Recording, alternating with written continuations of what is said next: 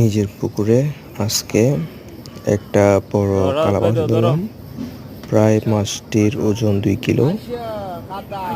সবাই দোয়া করবেন, আরো সুন্দর সুন্দর মাছের ভিডিও দিব ইনশাআল্লাহ। আমার এটা নতুন আইডি, নতুন ইউটিউব আইডি।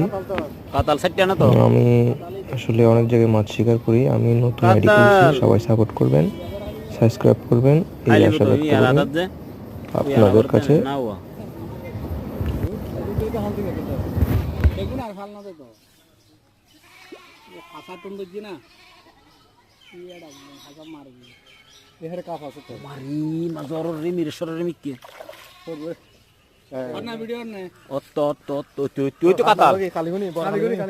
খালি